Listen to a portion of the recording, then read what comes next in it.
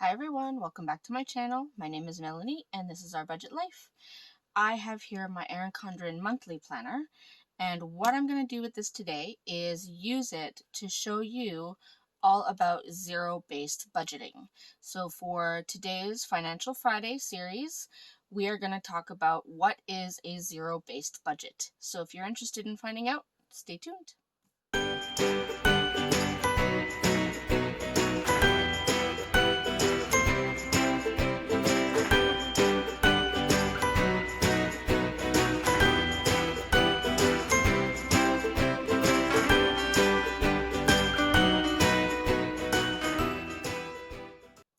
Alright, so as I said, I do have my Erin Condren Monthly Planner. I do have the 8.5 by 11, so it is the larger size.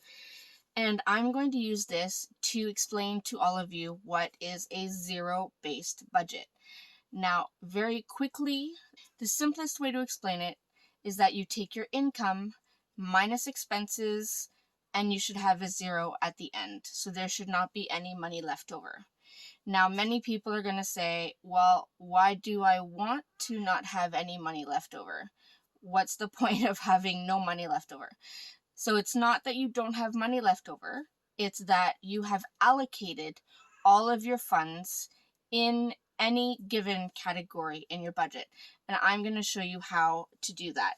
So I'm going to actually set up my second paycheck budget because it is time for me to do that. So I will do that and use it to show you how to set up a zero-based budget. So first, I'm going to go ahead and lay down these stickers. Now, these stickers are from my sticker shop if you're interested. I'm going to lay these down, and then we'll come back and talk about the actual budget portion, and then we'll talk more in detail about how you take your budget and make it a zero-based budget and why this is a good thing. So we'll be right back.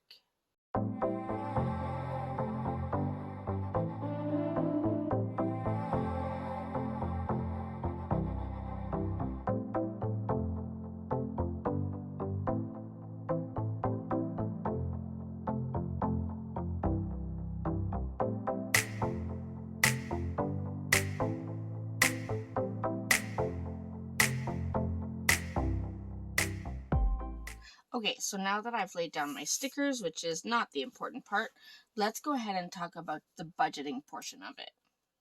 Okay, so first you want to start with your income. With any budget, you always start with the income. So I know for my income, so I have mine. So I'll write Mel Pay, Ron Pay, and then I will put other. Now, estimated, my pay is estimated at $2,300. My husband is estimated at, I believe it was $2,000. And then other is estimated at $60. All right, so we have our estimated income.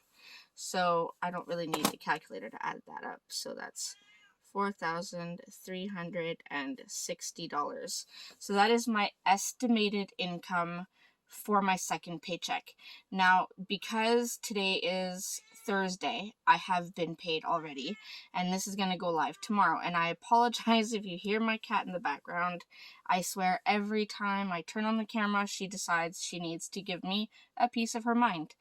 All right, so I have my estimated income. Now, I have already received our pay, so I will go ahead and list exactly what our pay was, since we are paid today, which is Thursday.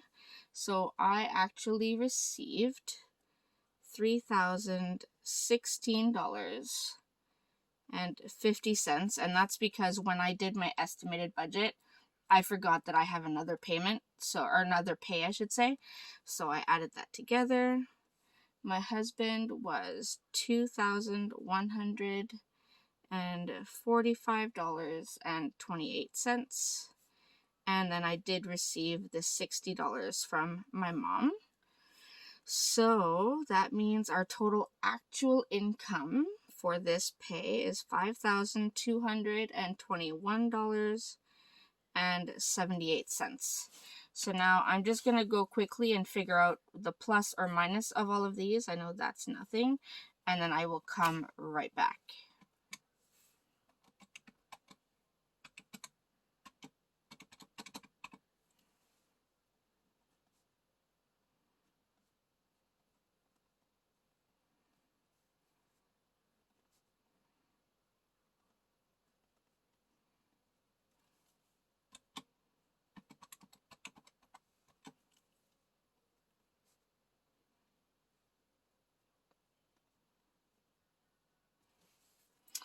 Okay, so I did add it up. So we did receive an extra $861. Technically, it really isn't that extra. It's just because when I did my estimated, I forgot about one of my pay. So we have our income. So whether it's estimated or actual, you want to make sure that whatever you put in the next section is going to be equal. So here, if my estimated is 4,360, I want to make sure that everything I list in this next section for expenses is going to add up to 4,360, not over that and not under that. And I will show you how we do this. Now, I'm going to go ahead and list all of my expenses, all of my bills that I have coming up from the time that I get this pay, which is today, the 15th, until my next pay, which is at the end of the month. So I'm going to list all my expenses and the estimated amount that I have to pay, and then I will show you how you turn this budget into a zero-based budget and why this is such a good idea. So 1 second.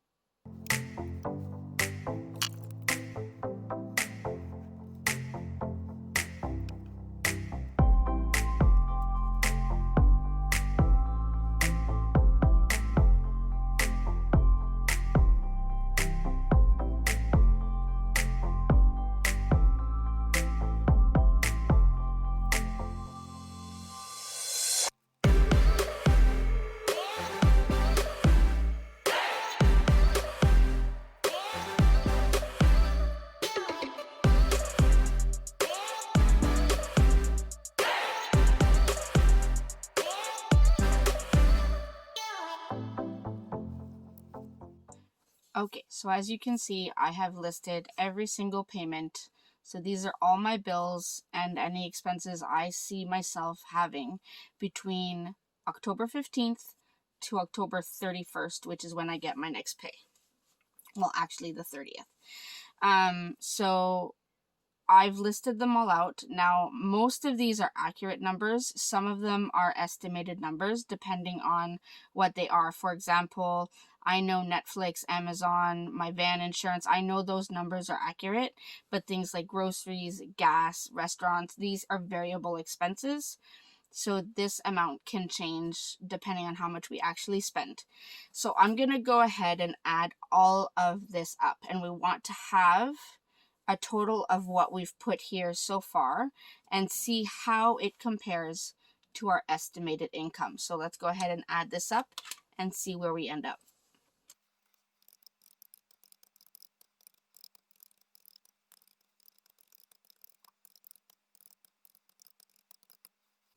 Okay, so now that I've added everything up, I don't know if you can see that. The total I have for all of this is $3,587.44. So let me grab a sheet of paper. So just grab a blank sheet of paper and I'm going to write that total. So the total expenses that we have listed right now is $3,587.44. Okay, and then our estimated income, so total income, and we're still working just with the estimated column right now, was $4,360. So I want to now take this number and subtract the total expenses. So that leaves me with $772.56. Okay, now this money is what I now have left over to work with. So this is where getting to know your budget is an important thing. There are a few things you can now do with this $772.56. And the reason I say that is because we are working on a zero-based budget. This has to be spoken for. You can't just leave it sitting there. You have to give it a purpose. You have to say, okay, this money I'm going to do this with. Now, what are some of the options you could do? One, you could pay off some debt. Two, you could put towards sinking funds, those funds that you need to pay. Three, if you don't have your emergency fund, you definitely want to put, I would say most, if not all, towards your emergency fund. I should have actually listed that one as number one. This should be priority. Make sure you have that $1,000 saved up as your baby emergency fund. And another option would be to keep it for a rollover. Now, a rollover is the money that you need to roll over into the next pay. If you know you have bills due with your next pay, that your estimated pay will not be enough, then rolling over some money is what is important. Now, how do you decide what to do and which section to choose? Now, like I said, this one is first. If you haven't saved your $1,000, save up your $1,000. Next, I would look at what will your bills look like after your next paycheck. Will you have enough to cover your bills with your next paycheck? If not, consider taking some of this money and putting it into a rollover. All you would do is right here, you would write rollover and you would write the amount that you need to roll over. So let's say the rollover, you need the entire amount, you write rollover, $772.56. That will leave you zero at the bottom here. Now, if you don't need any money rolled over or you only need some, then you start looking at your debt. Is there any debt that you could put an extra payment towards? Because that would be helpful to start paying off some debt.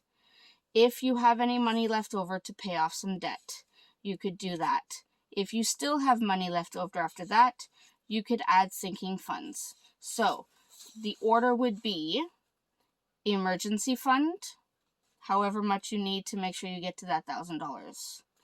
Then you would have rollover, however much you need to get your bills caught up with on your next pay. Then you would have debt payment, or you could write extra debt payment, and you would write the amount that you are putting towards debt. And the last one would be sinking funds, and the amount you can put towards sinking funds. I hope that makes sense for everyone so far. Now for me, I don't need anything towards rollover. I know that my next paycheck is going to cover all of my bills, so I don't need to worry about this. Emergency fund, I already have my emergency fund, so I don't need to worry about this either. Now, debt and sinking funds. I know that I have a small debt of $400 that I could pay off with this $772. So what I'm going to do is I'm going to write extra debt payment, and I'm going to put $400, and that means that one debt is now going to be gone, assuming that I do have this money left over, because we haven't done the actuals column.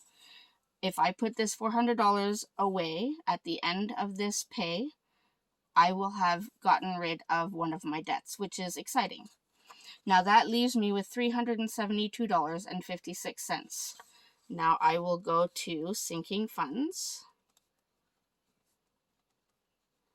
and I will put the balance there. So $372.56.